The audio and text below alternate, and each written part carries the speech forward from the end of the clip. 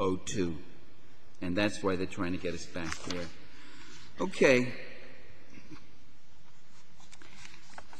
Now, the people of the world don't necessarily take this expropriation of their land, their labor, their markets, their natural resources. They don't take it with a happy smile. They're often represented that way as smiling, just playing music a lot. But they fight back. They organize. For centuries, they have been fighting against this imperial colonial expropriation. And for centuries, the European powers have been murdering them and killing them and using state-sponsored terrorism.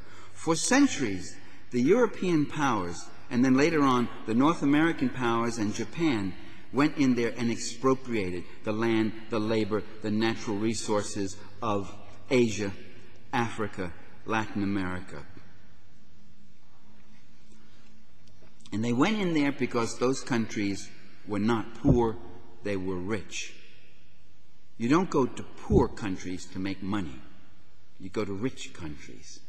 They went in there for the hemp, the flax, the cotton, the copper, the coffee, the iron, the diamonds, the gold, the oil, the oil, the oil. Can I say that 3 times?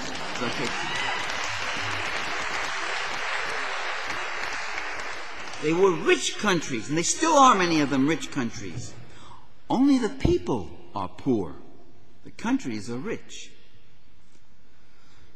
And you look then at the Middle East, and you see this terrorism emerging that's called, well, these countries have been the object of state-sponsored terrorism for generations. And the global system of U.S. global imperialism has destroyed democratic and popular reform movements in Pakistan, in Turkey, in Syria, in Egypt, in Saudi Arabia, in Kuwait, in Yemen, in Iran, in Iraq, and in Afghanistan. Popular democratic movements in country after country destroyed. And so what do the young people have left? People who look and see their societies being destroyed, their cultures being undermined. They move toward a religious totality. They move toward an apocalyptic confrontation. They decide they must attack the demon who's doing this. Lacking a class analysis, they think in terms of national units. It's not the United States, it's not the Americans who are doing this to them. It's the ruling interests in America who are doing this to them, and they're doing it also to us Americans back in the States, I can tell you.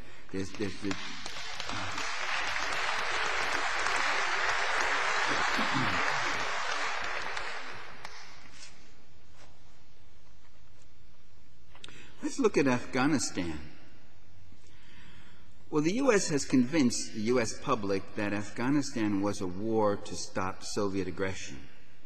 In fact, the Afghan government was a left military government that took over against a rightist government that was purging the left.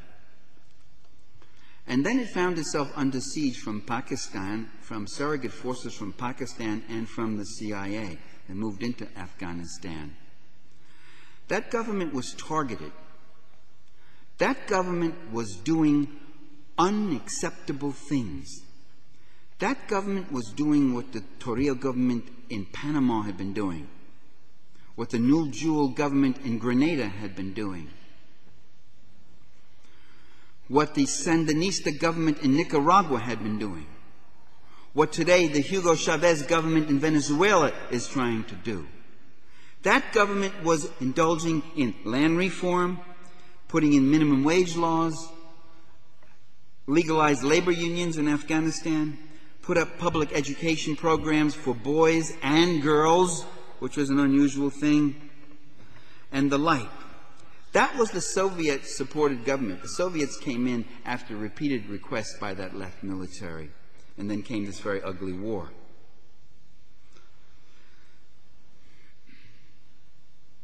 That government was doing what the United States leaders will not tolerate anywhere. They will not tolerate any government in the world that is attempting an alternative system outside of the globalization process, outside of that system of U.S. multinational, transnational, global finance capitalism. Outside, even another capitalist country that's trying economic nationalism and developing itself on its own terms, even that will no longer be tolerated. That was tolerated. When there was a Soviet Union, that was tolerated. When there was a Soviet Union, Yugoslavia was tolerated. It was a country that was a buffer against the Soviets. It was independent of the Soviets, often critical of them, but it also was socialist. With the overthrow of the Soviet Union, the ruling interests in Western capitalism have come to certain realizations. We don't have to make any kind of social contract with our own working class anymore. We don't have to turn to you and say, you see how much better you live than the people over in Russia? We don't have to say that anymore. We won. We're rolling back in Russia. In fact, after the overthrow of the Soviet Union, there was a very querulous note that began to appear in many right-wing publications. It went as follows. If now in the former communist countries we're having total free market deregulation and takeover and privatization, why must we still tolerate here in our own countries, why must we still tolerate social programs and public ownership and regulation and the like? We don't have to tolerate that anymore. And you workers, you can forget about lifelong seniority or job security, whatever else. You've got nowhere else to go. You can go turn any color you want, red, pink, whatever else, but there's no Soviet menace anymore there. You don't have a base. You don't have a global base anymore. And they could turn to the third world countries that they were giving aid to and saying, we're going to build you up and build a prosperous middle class and make you a little bit more like Western Europe or North America so that you will not be tempted to go communist, and which means go socialist. Want to keep you capitalist, but a kind of a capitalism with a human face. Well, capitalism with a human face is now capitalism in your face. And they don't have to do that anymore.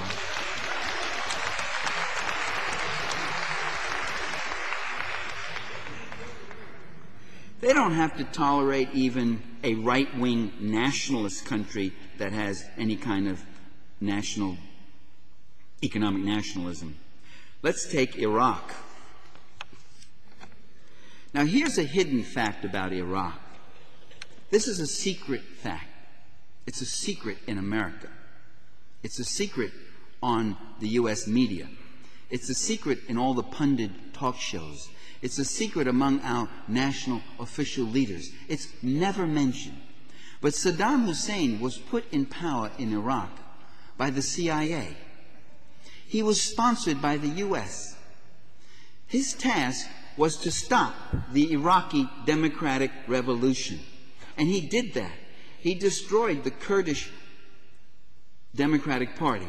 He destroyed the Iraqi Communist Party, which was a reformist coalition building party. He even slaughtered and executed the left wing of his own Ba'athist party. He was Washington's boy. They loved him. They gave him aid. They built those chemical and bacteriological factories that he had in Iraq. That's another secret that you're not told. It was the U.S. that not only knew about this C&B warfare, that's come out in the press. It seems certain U.S. leaders knew that Saddam Hussein had chemical and bacteriological weaponry back during the Iraq-Iran war. They knew about it. Of course they knew about it. They gave it to him. They gave him the technology. That's another secret that's never told. So he was Washington's baby boy. They loved him. Fair-haired boy. Until he got out of line on oil prices, until he started showing himself to be an economic nationalist,